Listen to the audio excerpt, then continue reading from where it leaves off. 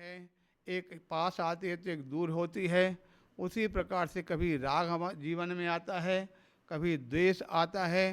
राग द्वेष के कारण से अनेक प्रकार से कषायों का कर्षण होता है, कर्मों का बंध होता है। इसलिए उन कषायों से बंध से बचना चाहिए। फिर क्या करना है तो बताते हैं, क्योंकि ये राग द्वेष रूप संसार में कभी भी किसी जीव के लिए शांति की प्राप्ति पूर्णता नहीं होती है। किस प्रकार से होते बताते हैं, कोई ना कोई विपत्ति हमेशा मौजूद बनी रहती है।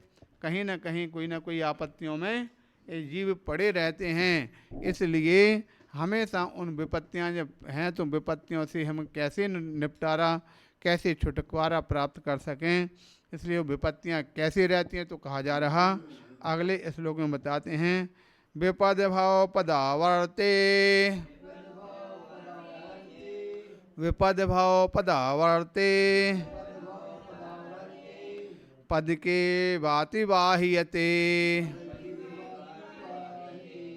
यावत्तावद् भवन्त्यन्याः प्रचुरः विपदः पुरः, प्रचुरा विपदः पुरा। एक बार फिर से मिल के पढ़ते हैं सभी। विपद भाव पदावर्ते, पद के वाति बाह्यते, यावत्तावद् भवन्त्यन्याः प्रचुरा विपदः पुरा।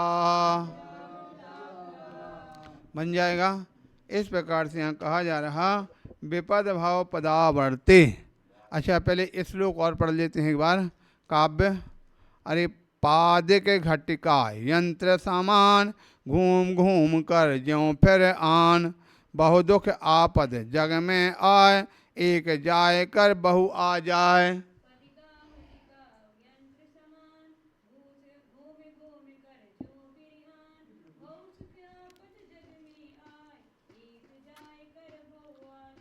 इस प्रकार से यहाँ पर पहले उदाहरण देते हुए कह रहे हैं। क्या उदाहरण? अरहट। अरहट जानते ना? रहट। अरहट कह दें, रहट कह दें। पहले के समय में जो अरहट चलता था, रहट चलता था, कैसा होता था रहट? रहट में क्या बोलते, इधर तो एक लकड़ी में बैल जोतते थे, वो घूमते रहते थे। वहाँ दूर पड़ा हुआ वो एक वो रहता है, उसके ऊपर अनेक प्रकार से पहले तो मिट्टी की घड़ियाँ लगती थी, फिर बाद में चद्दर की घड़ियाँ लगने लगी और घड़िया वाला काम ही समाप्त हो गया। ठीक है, खैर जो भी हो, उदाहरण है घड़िया, घड़ा। बड़ा हो तो घड़ा होगा, छोटा होगा तो घड़िया हो गए। घड़ा और घड़िया है। खाली तुम्हारे कुआं भर में होगी, तुम्हारे कुआं भर में होगी, सबके में नहीं होगी। तुम्हारे में तो एक ही थी, उनके में तो दो दो थी। रसल्ले वाले में, आशीर्वाद, रसल्ले वाले में तो दो दो चलते थे इस दोनों साइड से। कुआं बड़ा था, दो तरफ से निकलता था, उसमें पानी बहुत था, कम नहीं होता था उसका। तुम्हारा कौन सा पनिया था? हाँ अच्छा, उधर हाँ, अच्छा हाँ, नरमल वगैरह का था पनिया। अच्छा, तो इस प्रकार से यहाँ कहा जा रहा, जिस प्रकार से अरहट में पानी घड़ियों में भर भर करके आता है, एक वहाँ पर खाली होती है, तब तक दूसरी आ जाती, दूसरी खाली होती है तो तीसरी आ जाती, तीसरी खाली होती तो चौथी आ जाती है। इस प्रकार से अरहट की घड़ियों में जिस प्रकार से पानी होता है, एक खाली होते ही अगली भर भर करके आ जाती है। उसी प्रकार से जीवों की एक समस्या समाप्त होती है तो अगली समस्या सामने खड़ी हो जाती है। इस प्रकार से यहाँ कथन किया जा रहा, कहते हैं भाव पदावर्ते, अर्थात संसार रूपी जो है पैर से चलने वाला घटी यंत्र के समान, पदिकायव रहट के समान, यावद विपद एक विपत्ति अतिवाहते, जैसे ही समाप्त होती है तो अन्य प्रचुरः बहुत सारी विपदाएं आपत्तियाँ पुरः भवंती सामने आकर के खड़ी हो जाती हैं।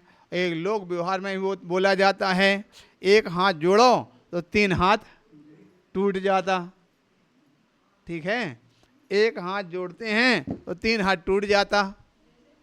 रस्सी है कहीं किसी स्थान पर कमजोर है और रस्सी अगर कहीं टूट गई या धागा है, धागा टूट गया, एक हाथ का धागा जोड़ा और जैसे ही खींचा तो 3 हाथ का फिर टूट गया।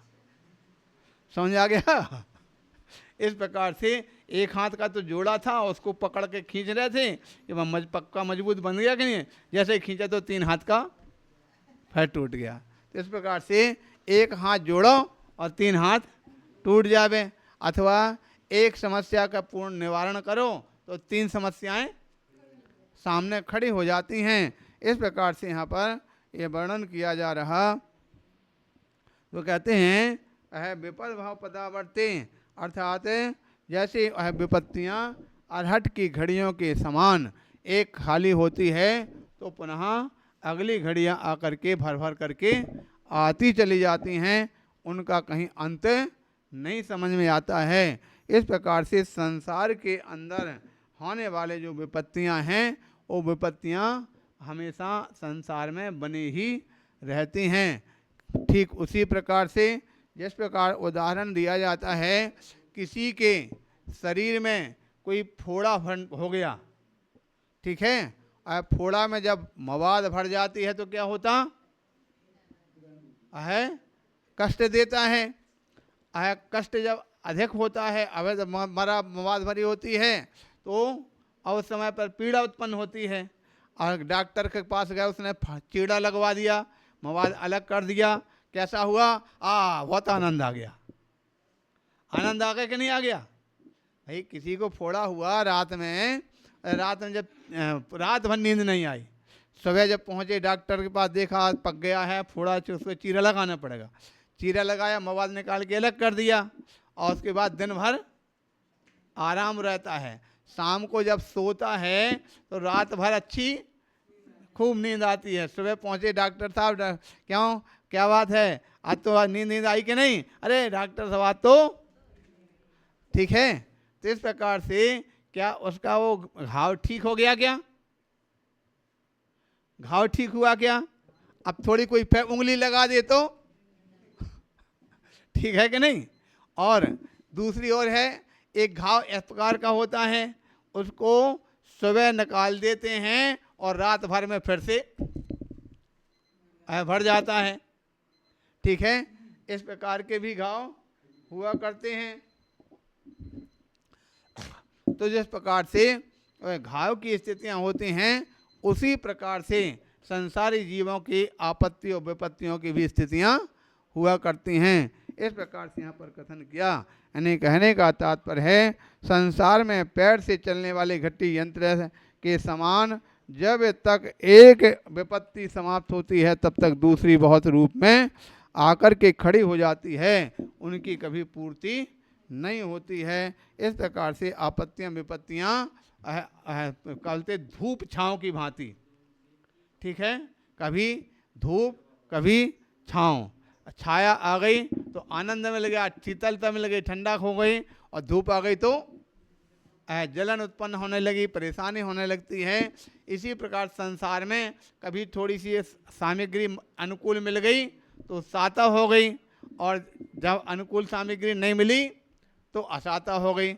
इस प्रकार से साता और असाता दोनों प्रकार की अवस्थाएं निरंतर जीव के साथ में होती रहती हैं, लगी रहती हैं। इस प्रकार से यहाँ पर जानना चाहिए।